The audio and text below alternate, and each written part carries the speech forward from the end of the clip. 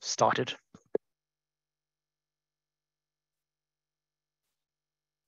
Thank you for the introduction. I appreciate that. You should be seeing my slides at this point. Is that correct?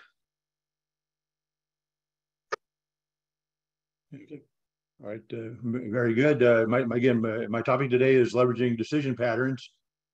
And the intent, of course, of that is to help you tame complexity and to accelerate solution delivery, and quite a few other benefits also. We'll talk about that a bit later. I'm going to try to obviously share in 40 minutes a 40-year journey that's been through my engineering career, where decision patterns are essentially my life work in terms of what I've learned the most, mastered the most, and I think done the most good with. My goal here today is to give you a quick overview. There'll be at the end of the presentation other resources, some news journal articles, and COSE papers I've done in the past, so you can dive into more deeply, and look forward to your questions also by the end of the session. Let's dive ahead here. This slide basically just is a quick summary of what we're going to cover, as well as kind of my journey of the essence of what I think system engineering is all about. I got into systems engineering, I'll say it through the side door of systematic thinking. That's not systems thinking, and that's not systems engineering in the definitions we use today. But a little over 40 years ago, I attended a problem-solving decision-making workshop that taught that there were 4 fundamental human thinking patterns, and that all our job concerns that we would have as a knowledge worker, me being an engineer at the time, could be reduced to use of one of those 4 patterns. And I pondered that a while, and I thought about it and said, that's really cool. If it's true, that's really useful. I tested that and found it was, I believe, true and also quite useful along the way. When I moved my next job, which was a mid-sized defense contractor in the middle of the United States, I was brought in, and immediately I was given the opportunity to share what I learned about these systematic thinking processes to the team I worked with. Before it was all over, I trained about 400 people in systematic thinking and became an internal consultant. And so that was my entree into consulting, was teaching people basic human thinking skills. And so when I got into my first role as system engineering, which was a few years later, I already believed that there was a pattern to the way we do thinking. Patterns are already part of my thought process. My system engineering role was system engineering process owner. I was responsible for processes, tools, and training. And so when I wrote system engineering processes, I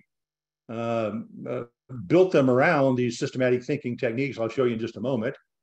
And I also then obviously developed system engineering training materials for my company, trained about 400 engineers and managers in those system engineering processes that were, again, built on top of systematic thinking, best human thinking practices. In my role as a capability or process owner, I also brought in, initial system engineering tools in the early days. This would have been the early 1990s. We brought in Doors 2.1, one of the earlier versions of Doors. And I built an entire decision layer on top of that, a way to capture the systematic thinking that goes into good engineering decisions inside of the tool we call Doors. And again, I jump-started, coached various kinds of projects, proposals, things like that for a number of years. And what I began to recognize as a result of doing that, when you apply systematic thinking to a domain as broad as systems engineering, you begin to see the same kind of decisions popping up from one project to the next. And that's where the idea of decision patterns came from, at least from my perspective. I can't say how many other people in the world have discovered the same thing, but I'm sure you all recognize that not everything we do is done the first time. We follow in other people's footsteps, and we often do similar things. And decision patterns are just that. They're lessons learned from multiple uses. They're not theoretical whatsoever. They're all by observation and experience. I did that for a few years, and the defense industry started shrinking in the U.S. That became more of a political game. I don't play politics very well, so I decided to launch my own consulting business in 1995, and it was built pretty much around decision management and also some requirements management. I was at that point a power user of Doors as a tool, and was able to do some training in that area as well. But in my consulting business of 20 some years, I further formalized the idea of decision patterns, and associated services are built around those patterns. I've had the opportunity to lead development of multiple tool sets and extensions to existing tools that support decision pattern delivery, instantiation, use, and just effective decision making and decision traceability. About 150 projects over, with 40 organizations being my customers over the years, and it's over the decades. In the process of doing this, I think another key foundation or pillar in my system engineering mindset is the idea that decisions are the essentially creation point for most of the knowledge that matters in systems engineering.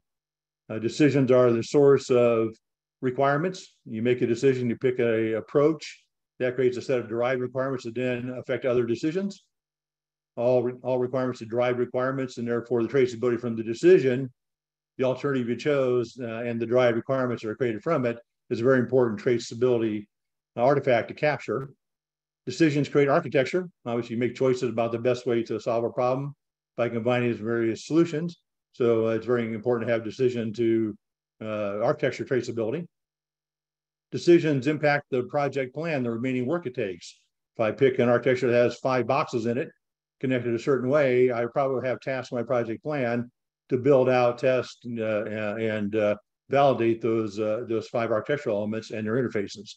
And so there's a connection, very intimate connection between decisions and your project plan.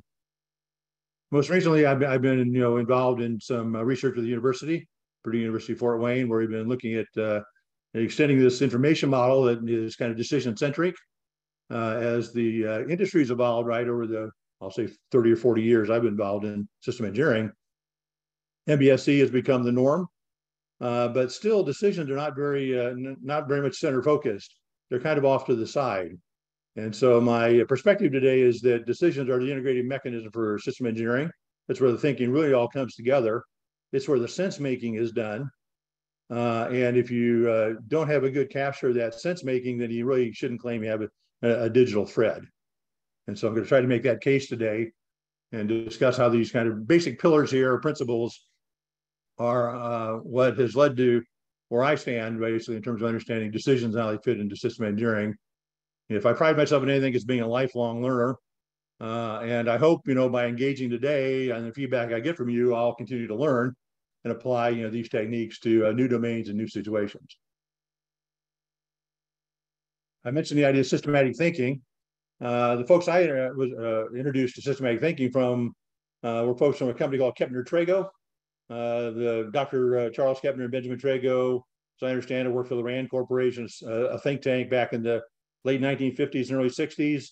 By the mid 60s, they started their own consulting company, Kepner Trago, wrote a book or two. And by the time I took the course in around 1980, 40 odd years ago, they'd already trained about 2 million people around the world in these basic techniques. Their assertion is that all your job concerns, if you're a knowledge worker, can be resolved by the use of one of 4 fundamental human thinking patterns or processes. And those patterns are derived by observation. They're not theoretical. They're just derived from looking at different domains, different industries, talking to people with different job responsibilities, and saying, when you face this kind of situation, what questions do you ask? What data or information do you gather, and how do you process that information to resolve your concern? The 4 processes they identified, first one begins with situation appraisal. It's the big picture process of figuring out what's happening, what's going on, what concerns do I have, what are the really important ones, where should I share my brain power? And it doesn't really resolve a concern, but it actually plans a resolution using one of the other 3 processes. PA, or problem analysis, is the root cause analysis process where you identify, what is the why behind certain abnormal behaviors. You're trying to identify root cause, confirm it, so you have confidence before you can take an action against it. Decision analysis is the forward-looking process of standing in the present, trying to identify what course of action should I take that produces the best outcomes. That's obviously what we do when we do design as engineers. And potential problem analysis is all about protecting a plan or design from what can go wrong. We would probably call it risk management, is more common in system engineering term. It can also be used for opportunity, making things go better than expected. It's really all about understanding a cause-effect model of the future and understanding how I could head off bad things and how I could stir up or stimulate good things for happening. Each of the processes here is basically a questioning framework, a set of questions to do in some kind of sequence. So you're sucking information out of the people in the know, the domain experts in any situation. You're looking at the facts that are available and the information that's available to you. You're using that information to resolve the concern with the appropriate class of thinking. They represent different kinds of situations in which you would use each of these building block tools to make progress against your work concerns or your life concerns for that matter. The implications of this assertion that there's four fundamental human thinking patterns is that there's a potential for a structured information model by which I could capture all this knowledge and reuse it and extend it and apply it and learn from it also. It also implies that if I master these four kind of building block processes, I have increased the probability of success in almost anything I do as a knowledge worker. And by breaking down the task of thinking into four basic approaches, I get a lot more frequent learning cycles than if I had to wait a year and a half before I completed the design of a system, let's say. I perhaps will be involved in making 10 decisions in a project, and I can learn from each of those 10 decisions and get better at the entire thought process of making choices. There's a compound interest effect if you embrace these approaches. I'm not here to convince you that these are the four fundamental human building blocks, but I found it to be both true and useful. If you want to split it into 5, 6, or 7, I wouldn't argue too much with it. There's probably other ways to slice and dice it. And clearly, we're not talking about thinking at the lowest level of, discerning color or reading a sentence. We're talking about analytical processes that attack complex issues and resolve them. But stay back at a higher level, those four building blocks or thinking building blocks, systematic thinking, is combined with one other thing. They consume information, and that information usually is involved in some sort of model of the situation or the system, understanding of causality or behavior or phenomenology. And when I think about what we do in MBSC, model-based system engineering, my observation is we're doing a lot of work in this area in the bottom here, building models that represent the structure and behavior of systems in many different ways, whether math models, physics models, physical or logical architecture models, state models, functional models, various types of models represent systems and things like that. MBSC, in my mind, is not doing very much about capturing the systematic thinking, which is the sense making of systems engineering. And so my bias at this point is that back off a little bit, trying to get the perfect digital twin before you understand how to consume that data in terms of human sense making using these analytical processes. They're both obviously complementary. It's good to have a great toolbox full of models you can use to predict the behavior of a system. But if you don't know what to do with those numbers that come out of those models by feeding them into a decision, you may get overloaded with information and not be able to make much sense of it. So sense making, I think, is the premium here. What we'd like to have as we get into more complex systems, more sophisticated tools, more complicated models. The ability to make sense of that is really where the premium is at going forward. At higher level, those human thinking building blocks, those four processes here, SA, PA, DA, and PPA, match three different kinds of job responsibilities or even higher level situation patterns. There's the engineering pattern, or the pattern where decisions conceive and evaluate, select the best future. That's effectively what we do in design all the time, whether we're designing a strategy, a business, or some kind of product or system. We typically then hand responsibility off to the project management type people to say, make it so. What they do, of course, they make decisions about their execution strategy. Maybe they're, are we going to use incremental development or evolutionary development or waterfall, big bang development or spiral? And then how we're going to get our resources and do the work, who's going to do which. Within the project's plan, they'll typically make some bunch of decisions to lay out the project plan. Then they'll do some risk assessment, potential problem analysis to protect that plan. There's usually some sub-phases within the plan, and those break down into more choices and more risk management to protect the design as it evolves through the plan. So These two put together this, I'll call it the design decision model and the project plan risk assessment model, eventually complete the non-recurring work that creates a new capability. We throw the switch, we turn it on, that new capability, we deploy it, and somebody gets stuck with the responsibility to operate it. If we made bad decisions, let's say we overlooked a lot of key decisions here, made decisions poorly, perhaps we made great decisions and the implementers did a poor job of turning them into reality, these folks get stuck with all the potential problems. This is not the best place to work in many cases. It's much better to work over here and be the creator of the future, or perhaps the implementer of these ideas, than to be the stuckee who has to deal with bad choices and bad implementation. But somebody has to do this job, right? This is what we build systems for. And so within the operational view of the world, the people using products and systems make operational decisions on a day-to-day basis on how to employ the system or capability they've been given. Things may go wrong, in which case they identify defects, prioritize them, so effectively do situation appraisal to identify to affect them. Typically, then they want to do root cause analysis, a potential or problem analysis to find the root cause of the defect, the abnormal behavior.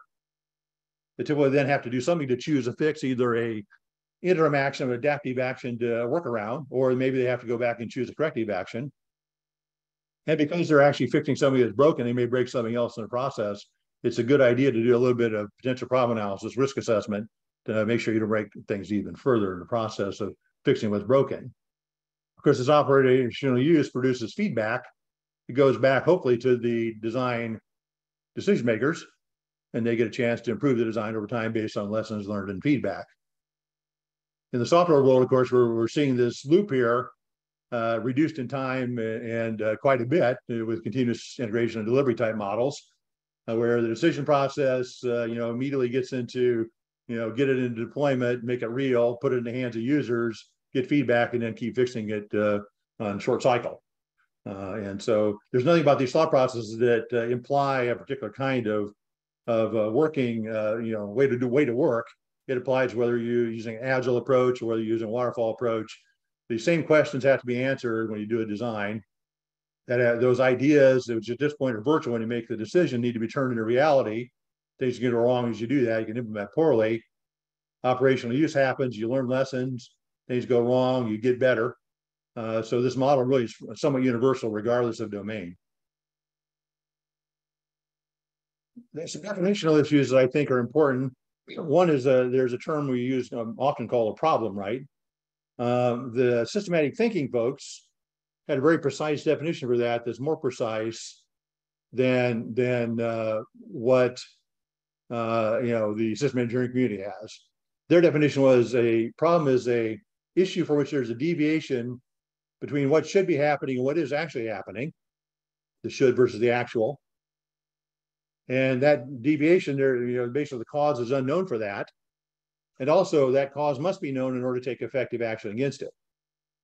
They would then, frame each of those problems with a specific problem statement using adjective noun format, fuzzy display image, excessive vibration, cracked fuselage, anything else that goes on, or pixelating, display. In system engineering, we tend to use the word problem domain in a much broader sense. It's seldom about a root cause analysis problem where we don't know why something's happening. That's more relegated to science. In system engineering, we use problem domain basically to represent the universe of what the stakeholders want. Typically, stakeholders want better outcomes, not because necessarily anything has went wrong with the existing system. Maybe they just wanted to do something they've never been able to do well before. And so root cause analysis is not usually the starting point for most system engineering efforts, but it can be. There's times when obviously a failure leads to significant redesign. You typically will see, though, root cause analysis or problem analysis as part of the system verification process, where test results are surprising and things don't work as expected. You'll do root cause or problem analysis to figure out why the system didn't behave as expected. The second definitional issue, and this is one that is probably more significant to the development of decision patterns, is the idea that a decision really is a fundamental question or issue that demands an answer or solution. That's not the most common way the word decision is used. More commonly, when somebody says, I made a decision, they describe the alternative they chose to implement. The benefit of identifying a decision as a question that demands an answer is it allows you to maintain a separation between the problem domain, the decision that needs to be made, question needs to be answered, and the solution, the alternative, all the way through the process. And that allows you to be more innovative. It allows you not to get tangled up and not understand, okay, what is the problem I'm trying to solve? It's this fundamental question. Oh, and this alternative or this alternative, this alternative are possible answers. And so it's a very useful way to keep that distinction alive. And it makes the idea of a pattern make a lot of sense. The systematic thinking folks, again, would start with a decision statement to give a title to the decision question, choose a solution concept, choose a technology to deliver a particular function, choose the physical architecture for the system, choose which use cases we're going to support. And generally those can be framed as questions. Which use case should we support? Should this product support? Or how is this function going to be delivered would be very common ones, or how will this interface be implemented? The decision defined this way conceives and evaluates courses of action, possible solutions, selects and eventually commits resources to one or more of those alternatives to turn them into reality. And so a decision, in my definition here, is not going to be equated as the alternative we've chosen. That's going to be considered a committed alternative. It's a different class of information. The implication of this definition, though, is that we can break down the problem domain for any kind of strategy or design effort, decompose it into hierarchy of multiple, well-framed, loosely coupled decision questions. And that's effectively what a decision pattern is. My observation is really just from experience, from doing this 100 and some times, that behind every strategy, every product or system design, every system architecture, every life for that matter, there's a pattern of decisions. If you expose those decisions, you get a set of control knobs. First, you get what I call decision breakdown structure, way to break down the problem domain into manageable chunks that you can attack. They're not too big in scale, that basically have been addressed perhaps by others in the past and are therefore bite-sized and manageable from a scale perspective. That's really a good way to contain complexity. I also understand where you're missing important decisions or questions that you haven't identified yet as it being important to address in your project plan. That same framework, decision breakdown structure, becomes an innovation framework. You can innovate one decision at a time, in a broad brush kind of way. You can dive into individual decisions, use that as a way to guide your innovation efforts to come up with breakthrough solutions. It obviously can be a trade study plan. It's a decision analysis plan, an evaluation framework that says, who's going to work on this decision? Who knows a lot about the stakeholder needs that are driving, or the criteria? Who knows a lot about the technology options or the possible solutions? Who knows a lot about the potential failure modes of risk associated with those technologies? And you identify who and how those people are going to make their decision, including perhaps, can I do this paper analysis only with a mathematical model, with some form of simulation, or perhaps even building physical prototypes. And finally, this decision breakdown structure has the potential of also providing a structure for road mapping. Road maps are effectively decisions put to time. I'm not going to address that much here, but basically you can have a decision model, which you can then say, how will the decision model evolve as technology improves over time? What new technologies may become a better answer than today's answer that we might insert into our solution in the future? And what level of performance or new improvement or value do we create from those new technologies? The basic message here is the decisions create the future. You want to take control. And one way to take control is have a visible, explicit model, not have decision-making be an ad hoc process that happens when it has to happen. Usually that's too late, and it's not very structured or efficient to do it that way. So I'm going to show you now just quickly a number of decision patterns that I've been involved with over the years. There's the product and system design one. I challenge you to think about designs you've been involved with in the past as I walk through this quickly. Say, yeah, I worked on that decision before, or maybe not. I don't quite understand what that one is. Certainly, we don't have time to go through this. Typically, I teach this in a 3 or 4 day course. work through real decisions with people while presenting the pattern to them. Typically, you have a top-level solution concept decision. What's the top-level concept behind this particular class of solution I'm looking for? That leads to the what are the missions or use cases this system is designed to support or address. And once I pick a set of use cases, for each use case, I'll think about the value proposition of that use case, the design of that use case or mission, which is essentially the user experience that what the user is going to experience using my product or solution in that use case, and the role I expect the solution to have, which is the operational concept for that particular use case. So there's a fan out that happens here in the model based on the answer to this particular decision question. If I choose 3 use cases, I'll see 3 additional branches added to my model to address these 3 decisions. So there's a structure here that's actually a logical way of thinking about decomposition of the problem. It allows you to do a rolling wave plan. You can't identify a decision 7 levels deep in the model on day 1, but you have a process to get there and discover new decisions that need to be made as you go through deeper into your design. Typically, you have a feature set decision, which is how I'm going to deliver value in chunks, perhaps, and that leads to feature concept decisions for each feature. There's the environmental decision: what operating regime will this system operate in? And within that operating regime, what phenomena, scientific behaviors can I exploit, and how will I exploit them, and what ones do I have to mitigate or control somehow, because they are parasitic in nature and they take away value. So I'm looking for the fundamental ways I'm going to create value or value destroying behaviors and what I'm going to do about them as the building blocks on which I might build my system or solution.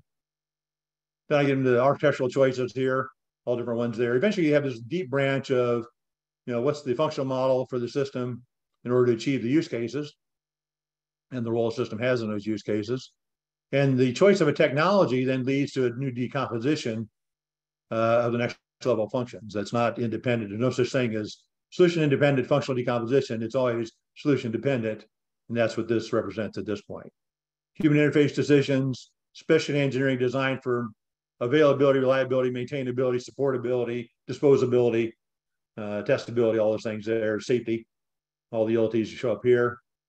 Hardware and software platform choices leading to architecture choices, packaging and form factor.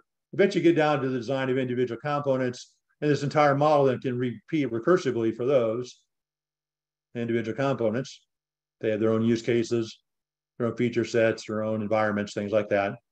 External interfaces of the system and how you're going to interface with external systems or actors.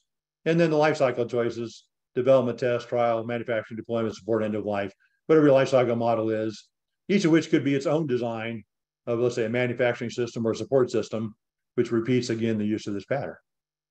So again, it's a comprehensive. I've got about 30 decisions shown here. The actual pattern's got about 75 decisions in it that I built up over the years. For similar situations, you've got the idea of a process capability design decision pattern. If I'm trying to design a technology road mapping process for my business, requirements management process, a system design process, I'm going to manage operations and manufacturing. Each of those business processes would follow a pattern looking something like this. I include here just the idea that the decision is not just a box on a chart. It's actually a decision name, and a description is a set of questions. And there's 3 classes of decisions that I've discovered over the years that govern the structure of the model. Single answer decisions are technology choices. They typically are going to pick one technology to deliver a function. A multiple answer decision, like be a portfolio decision, that'd be like the use case or usage scenario decision I see here. And each of them will be a fan out point in the model. And architecture choices are the multi-part answer decisions, where the answer is a diagram with boxes and arrows. And then you typically have decisions for every box and for every arrow on detailed design of the next level element within your architecture, be it physical or functional, either one. So that's just an idea of, again, process capability. You're designing processes. You're designing a service, like consulting service. I've done a lot of this, obviously, myself. I use this as my template here. I'll make one comment here, and that is, even though this looks like a scary, complex model, you don't have to use the entire structure. You can use a top 5 or top 10 decisions list as a shortcut. In many cases, that suffices. And there's no implication here that each of these boxes represents, a complex trade study with 15 participants, 25 criteria, 15 alternatives, and big risk assessments taking 6 months to accomplish. This could be 3 people sitting around a table for an hour or two, chatting through what are my stakeholders' criteria, what are 2 or 3 possible alternatives. They sketch it out on tabletop or whiteboard, and they do a bit of quick evaluation, and they pick an answer and say good enough. The whole idea, of course, having the decisions be made visible is then you have the ability to prioritize your brain power on the most significant ones and ones most likely to drive success or failure in your project. You can use this to design curriculum, or individual courses. There are instructional design methodologies that are out there that they don't usually use this decision model as the way you're thinking about it, but that's what they're effectively doing. There's a set of choices you have to make to design a course. Eventually get down to, I'm going to teach an individual concept, and I'm going to assess whether that's been learned or not. I'm going to transition between modules or parts of my course. Examples I'm going to use, exercises, work products, and learning aids I'm going to use. So if you've done any courseware design, you'll see recognize this as being also approach that you probably have used without thinking about explicitly. And each of the models I showed you so far really fit into a bigger context of an enterprise, a business, whether it be a for-profit or nonprofit. What's the vision of your company, its brand, its core values, its core competencies, either process or technology-wise, strategic partners, key capability initiatives, how you're going to grow those things, the kind of business you're in, the value chain strategy, where you're going to play in the value chain and differentiate yourself there, in the business architecture, business model, who you're going to serve, what your target markets are, how you're going to position yourself to win in those markets, and how you're going to learn about the markets and the channels you're going to use to get there, decomposing that as much as needed. And then obviously some places you're going to have a product and service portfolio, pricing strategy, and platforms are going to help you deliver this mass of products and services that are part of your portfolio. And facilities and infrastructure and concepts behind those, and probably the ownership and governance model also. The other patterns I showed you before tend to fit within these boxes here. And so you have effectively a large integrated set of decision patterns you could use to actually launch a new business or guide the strategy of a business division or unit in a even much larger organization. I've used this with, again, for-profit companies, startups, scale-ups, and nonprofits as well.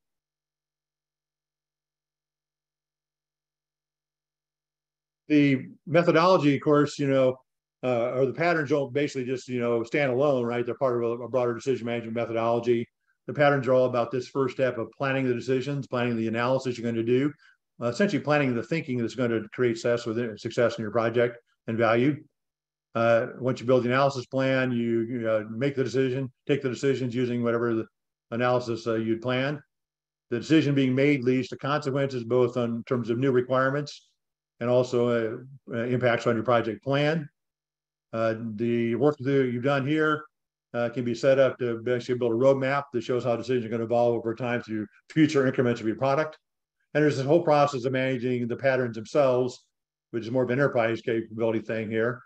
Managing the decisions across common architectures, which is more like product-like engineering or platform engineering, and then managing decisions embedded in your business processes also. So there's an entire decision management methodology that gives you context for this. But the real idea here is, of course, get a proactive control of the decisions on your project. Benefits of this: you get mutually exclusive and collectively exhausting and even better framing of the entire problem domain. It's about good framing. Good framing leads to good questions, which leads to good collection of knowledge. So you get a comprehensive view of the problem domain broken down into attackable chunks that are right sized, well framed, and have been used in the past successfully to make choices, perhaps in other similar products or in similar domains. And what this allows the organization to have is a shared mental model. So instead of everybody tackling the problem in a different way, you've got a set of discrete questions that people can plan their work and their thinking around. And the organization can own this model instead of people having their own mental models that basically drive individual ad hoc work. There's a lot of payoff from that itself. Whether you use rigorous decision analysis techniques is almost less important than the ability to see a common big picture of the problem domain in decision terms. The decision patterns typically include criteria patterns for each decision, 7, 10, 15 criteria. They're typically the factors that drive success for that kind of decision. That creates a knowledge pool, particularly to your stakeholders. Say, you didn't tell me anything about this level of performance, this performance factor, or about service life, or about maintainability of this particular solution. What are your requirements and design goals associated with that? So the pattern creates a knowledge pool, which makes it less likely you're going to overlook important factors. And if those criteria have been used in the past, they're probably measurable, somebody can actually agree on in terms of definition. They're quantitative in nature, so they're very useful as the evaluation criteria and decision process. You can prioritize your brain power and resources to put them on most important work in your project. There's a few decisions that are going to make or break your project. You want to make sure you do those really well. A lot of them are design detailed that you can get it wrong and still iterate successfully and be successful by your project in the end. But the architectural ones that fundamentally a bad technology choice, a bad architectural choice up front may doom your project beyond any ability to repair it. A benefit of having this model is also speed. It enables you to look at where can I make decisions in parallel, because otherwise naturally you will tend to fall in series.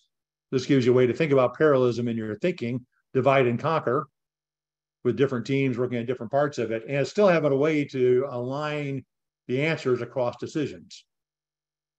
It guides team structure. We already mentioned the idea of learning cycles and compound interest effect of learning. Having a decision model is explicit helps you manage change and future releases. It gives you a richer digital thread. That's a key idea.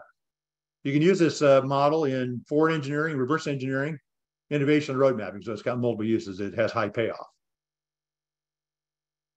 Information model behind it. This is obviously a high-level view of it. With this approach, you've got a decision breakdown structure, which breaks down the problem domain into questions and answers.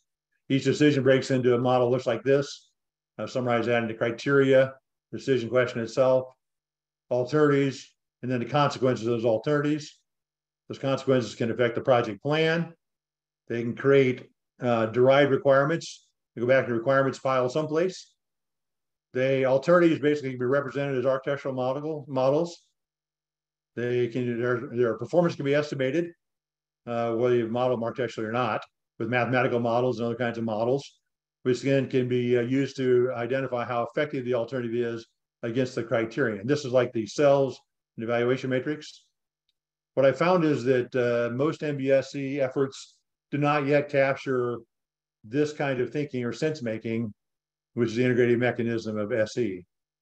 It creates good traceability between the solution artifacts themselves, and it shows the allocation requirements to the physical architectural elements, but it doesn't capture the logic behind that allocation, which makes repeatability, if something changes or doesn't pan out, revisiting a decision much more difficult.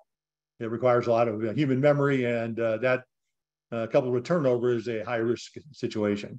So I think a richer digital thread includes a more detailed model associated with the thinking, the sense making of this decision making process. The biggest challenge in using decision patterns that I've seen is the fact there's two kinds of mapping going on here. If you look at typical system engineering information, let's say in a document you get from a customer or stakeholder, and read that paragraph, you typically need to map it to the class of information that are buried in the paragraph. Everybody writes those paragraphs different, so it's difficult to pull things out, and you have to be able to say, here's the information model behind decision-centric thinking. Plus, there's the decomposition of the problem into some kind of structure, which is the decision pattern itself. This two-dimensional thinking takes some iterations to learn. It's, in a sense, better caught than taught. One reason I like to do this as a kind of a working session with people is because then you're getting hands-on learning that's not case study driven, it's actually driven by a real problem. And you learn, okay, here's what the use case flow decision means in my world, or here's what the behaviorist exploit decision means in my domain or my world. And then plus at the same time, you learn the information model and you pull things out to capture, here's what's already been decided, based on the source information we're beginning this project with. I like to think about what we do here is kind of a recursive process. My wife and I have been watching television show, a sci-fi show called Stargate. She just had recently a total knee replacement, so she has time on her hands. And we've been going through that. And the premise of that show is, of course, that people transfer through wormholes around the galaxy. And when they get to one place, they can go to another wormhole to a different location also. It's a bit like the decision process. On one side of the wormhole or decision, I have a description of the problem. And I also have some ideas for how to solve it. The decision is where I actually integrate together all that information, pick an answer, it creates the right requirements to then feed to other decisions. So it's, again, a recursive process here where one decision feeds another. New constraints are created here based on the answer I choose there. That affects every other decision in the project potentially. Thankfully, it doesn't usually affect everyone, but it may affect some, which leads to new decisions I may have to make also going forward. This is that same kind of traceability thread in more detail. Our typical system engineering paradigm is to have requirement traceability, R2R traceability. The actual way decisions create requirements is I balance multiple requirements and design goals. I translate them into criteria in the context of a decision. Many become one choice. That choice is considers many alternatives, down selects to one. The alternative I reject is irrelevant at that point. The alternative I choose has various consequences, inherent consequences that we call derived requirements that themselves can drive other decisions. It's a complex web. It's not a nice linear digital thread. It's a digital mesh. Is a good way to think about that. And the consequences are typically things like structure, behavior, footprint, interfaces, and life cycle. This alternative create new requirements and constraints. Also, the risk you identify, how you're going to mitigate those risks, can also create new requirements plus opportunities, how you're going to grow those opportunities. So there's a more complex way that requirements created than we typically show. And this RDR traceability captures the full thought process of how we made sense of a set of requirements and criteria, picked an answer, and how that answer creates new requirements that affect other choices. Question now is, of course, how do you use this? If you believe decision patterns have, are valid and useful, typically you have two ways you can apply it. One is the approach to validate requirements based on prior decisions. Every requirement you have in a specification you give from a stakeholder or a list of needs comes from an upstream decision. Decisions are really the only place requirements come from. And if you believe that, right, then you can build 100% decision requirement traceability. It's not essential you do that, but it improves your probability of getting the important requirements captured and understanding them more intimately if you do that. And so typically we would get stakeholder documentation. We set up a decision repository, import the documents into it. Using the information model we've embedded in that repository, we pick the appropriate decision patterns for the problem we're trying to solve.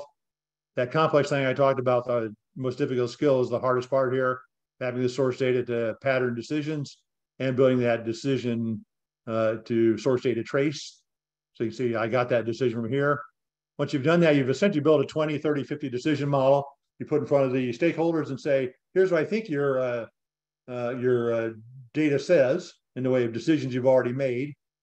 They agree, disagree, you refine. You confirm the closed decisions. And if you're doing requirements validation, then you identify ways. You trace basically from the closed decision and the alternative that you've committed to the requirements in your specification. And then you look for gaps and holes and inconsistencies and generate requirement issues to resolve from those. So this is how you get better requirements and trigger more detailed requirements analyses like context or functional analyses to take that a bit further. Once you've got a good valid set of requirements, you're going to use the same decision model to extend it further and identify the open decisions to be made under contract, let's say, or during development. You plan that decision analysis, do a trade study plan.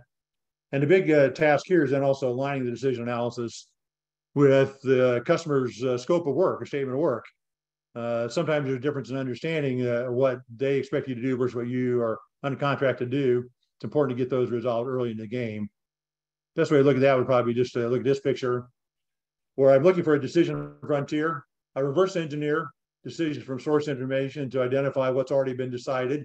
All the gray boxes here, let's say, are what's been decided by my customer and are embedded in the requirements originating requirements I receive from them. I use this then to validate requirements for the closed decisions and refine the requirement set so they're consistent. That implies everything to the right of here are the decisions that I'm going to have to make under contract or during development. And those that basically scope should match the money I've been given, the time and resources available to me to get it done. Else I've got a fundamental scope problem I need to address. As I make choices, this frontier will keep moving. New requirements will be derived from the alternatives I pick. And eventually, when I get down to this level of designing next level components, I'll be handing off requirements to them based on these upstream choices I made there. So it's a good way to visualize the rolling wave that happens through the design process and understand how effectively the design status, how far are we along in our design status by the number of open versus closed decisions. More information, obviously, is a very quick tour through this, a 40-year experience. 3 recent articles I wrote for PPI's monthly news journal, decision patterns, the why behind them, is so what, and one more detailed one on the idea of reverse engineering, how you actually do it. We've got a decision pattern services page. We'd like to offer these services going forward. I've got some coaching papers in the past. And go back to 2006 to 2016, I wrote a few hundred blog posts on this topic and other related topics. Some of those are a bit out of date in terms of the tools and stuff I demonstrated the techniques with, but the fundamental concepts really have not changed at all. There's additional data there. And with that, I think I'll go to questions. By the way, if we don't get through all the questions today, I'm certainly willing to take questions under email and happy to engage with you in more detail. First set of questions here. Yes, thanks for a great presentation. And John, just have a look at over the questions that have been posted by the audience. Just pick the one you like to answer. Don't worry about the time. We agree to overtime of 5 or 10 minutes. So feel comfortable. Okay. Yeah, Richard, Smith says basically, I like your division of design, decision, project plan, operational management. Yes, you asked the question, do you agree that these are often embedded in each other rather than sequential? And that's absolutely true. They're meshed together.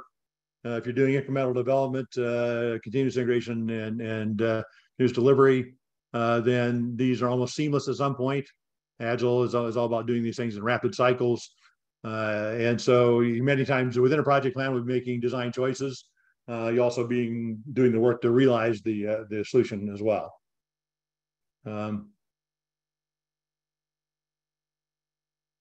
So a question of what's the definition of decision trade-offs are.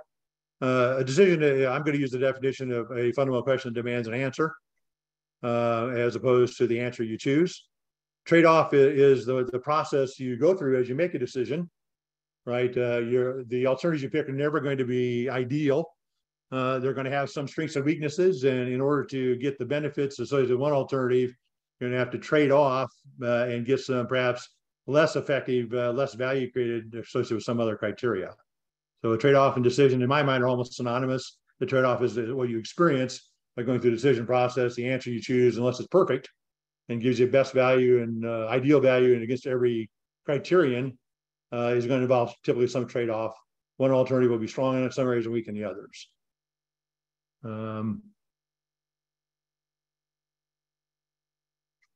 Let's see. Can we build a project design progress metrics for that DBS? Absolutely. I think the status of decisions is almost the most important metric you can use. If I had 50 decisions in my decision breakdown structure, and I could tell my management that 23 of those are completed and ratified, and 27 of them are still open, of those 12 are in progress, and we're so many % complete on the analysis on those, that'd be a very meaningful metric on how far I really am. The page count of my documents I produce, the number of models I have, number of visualizations and viewpoints I've created is relatively meaningless. And so I would not want to use those as metrics, but the decision status tells me a lot. Has this been included in the COSI manual? Not really. Decision patterns, it's relatively silent on that. It talks a lot about decision analysis, decision making. I think the decision analysis working group might be better served if it was a decision management working group. And I certainly am ready to spend more time with them and and include decision patterns in any of the documents or artifacts that are valuable. Let's see. What thoughts do you have for implementing and using a decision breakdown structure in a digital engineering ecosystem, especially between the team working on the system of interest and the program and portfolio level teams? Well, step one is that the digital engineering tool sets we have today don't in general have a decision class within them. Decisions are generally treated as second tier citizens in information meta models, information architectures in most of the tool sets. Decisions are not a separate class, I understand it, in SysML 1.6 or currently identified as such in SysML 2.0. I think that's a gap we would like to see filled. And when I talk about decision, I'm talking about criteria and alternatives and all the other subclasses of data that inform the decision and allow you to make sense of the answer. So I think step one would be to encourage the standards developers and MBSC tool providers to build out their ecosystem, including their information models, both those classes of information, the relationships and attributes, as well as the viewpoints that are most useful in displaying that kind of decision everything traceability. Across the teams working in system interest and program portfolio level teams, I think that's, again, the same question. It's one continued decisions at the enterprise level all the way down to the most detailed design choice. It's the same information model required, so it's just an issue of getting the tool sets to support that classes or those visualizations across the tools.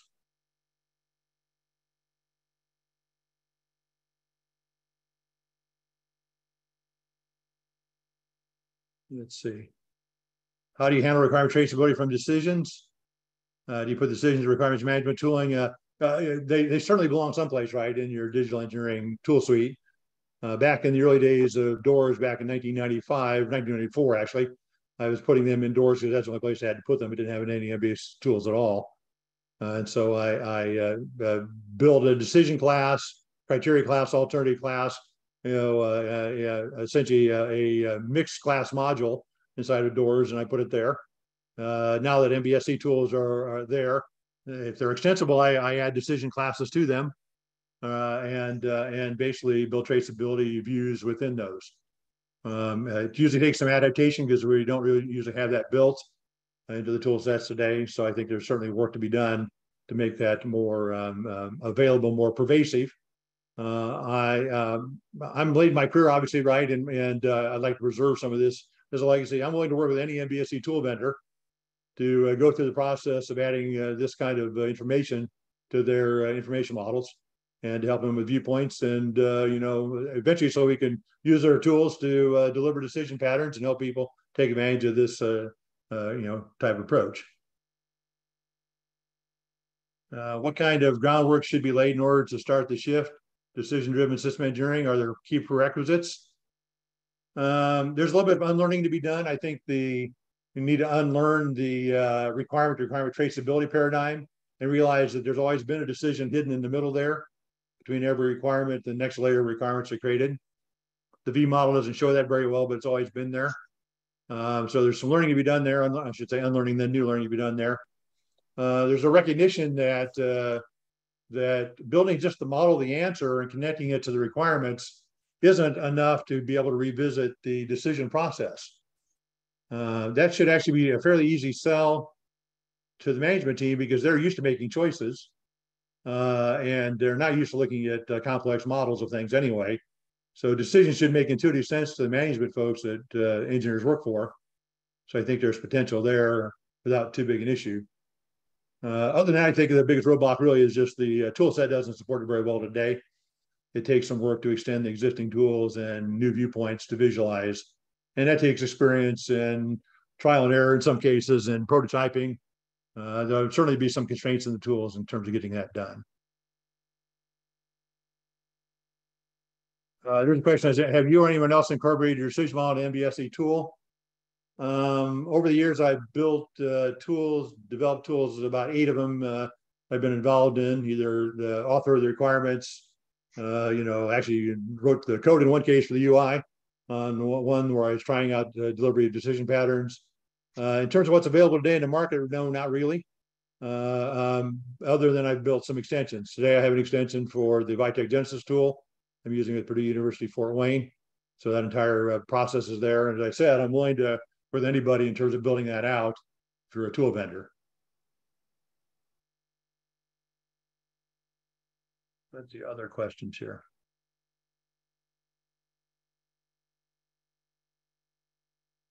And, Rob Schaff asked, what does the cross-domain alignment mechanism look like? But typically what you have then is patterns that emerge from various projects. And you would normally have a decision pattern owner for your organization who cares about the fact you'd like to be able to use these knowledge patterns somehow. It's an important knowledge asset. And they would be involved working with the project teams to harvest lessons learned and look for common decisions that can be applied across different product lines, perhaps, different process domains within your company, different enterprises. So I do think that the key element there is having a decision pattern owner who cares about the end-to-end capability of doing decision management and would like to ensure continuous improvement, be able to ensure continuous improvement in that area. The question is, why is there no such thing as solution-independent functional decomposition?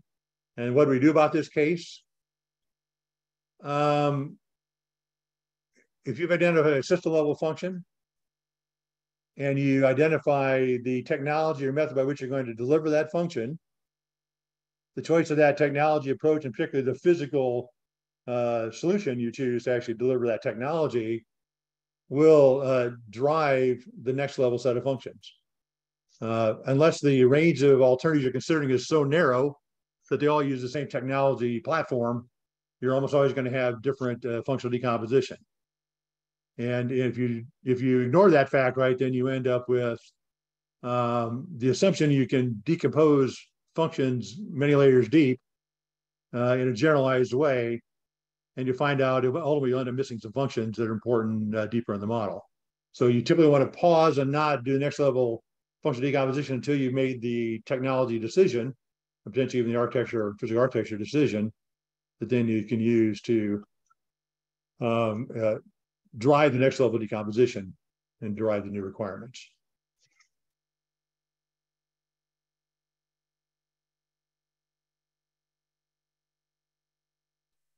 Is it useful to think of the requirement mapping on this slide, slide 46? Back on real quick here, or slide at minute 46, I assume it's that one, as one to many, which seems to be the general case. I think it's many to one to many. I have many requirements that typically, and the associated design goals that drive a decision. And that alternative will typically create many requirements. Practically speaking, most decisions I work through and help people work through, which might be a few thousand in my career, typically have about 10 or 15 requirements I try to address in one decision. The alternative I choose will, typically have 3 to 5 to 7 derived requirements, which then will be elaborated perhaps into more of the requirements than that by the people who take those requirements and put them into the requirements database and manage them further.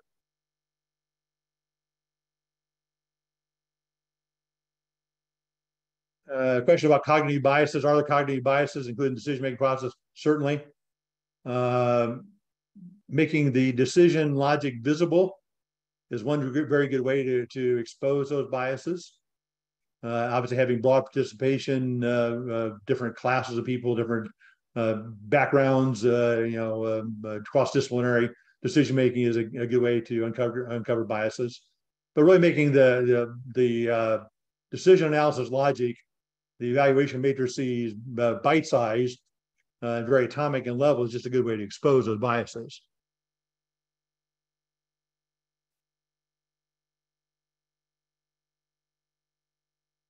John, let's pick the last 2 questions you like to answer. Okay. We're running a little bit late.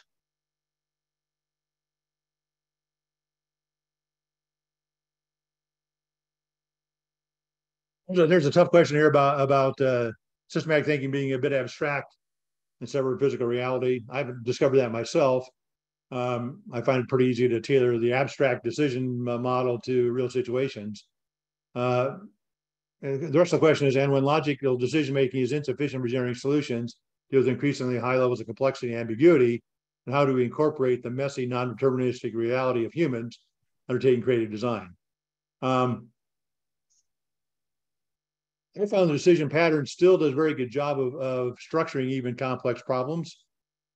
And problems where there's a lot of uncertainty and ambiguity.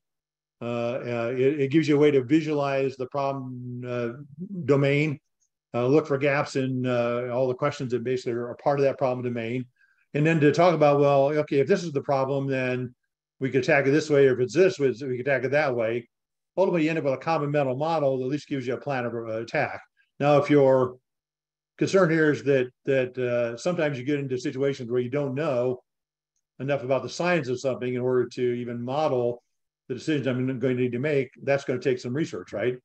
If I'm designing the fusion reactor of the future and I don't understand burning plasmas and the behavior or phenomena associated with them, I may not understand all the phenomena I need to control within a fusion reactor. It takes some science in order to do engineering. So science always precedes engineering. If I've done the science, I typically then know enough about phenomenology, I can understand potentially valuable phenomena versus those that are value destroying, and I can use that to build my decision model from it. So I think I've not found that to be a big difficulty. Maybe I've not done enough work at the frontiers of complexity yet, but I think actually having a visible model is a important technique to help you manage complexity and make things a common shared model among a team working together. I like the question. I like the question of Bill Bishop. Metrics raise an interesting issue. What are your thoughts on the principle of making decision at the last useful moment? I do believe that we don't want to. I do think you want to use a pull approach, just like in manufacturing. You don't want to make decisions early, other than ones that are the most architecturally significant choices, where they have a huge impact on anything else you do. Every time you make a decision, it's like driving a stake in the ground when you're putting up a tent. It limits the freedom of action you have in other ways you can lay out the tent. And so it doesn't take very many stakes driven in the ground, decisions made before you consume all the design freedom of the rest of the designers. So you need to be careful about where you make choices. It's nice to keep them open, but in some cases, for the sake of time, you have to converge towards some kind of solution just to get the job done. Yeah, the ideal thing is, yes, walk the entire decision model, keep all the decision space open as long as possible, but time usually doesn't permit that. Okay. Thanks for a great talk, and thank you for the audience. Thank you to the audience for your questions and your time. Thank you as well. Yeah, just feel free to hand in your questions directly to John if you like. Let's show the last slide on my side.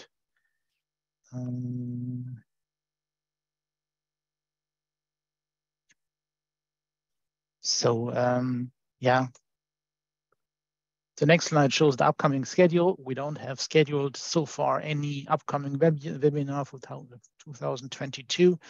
We will start the planning early 2023. Thanks, John, and thanks, Renee. I hope you get better soon. And yeah, thanks for you attending. And we hope you enjoyed this talk. Good luck and goodbye.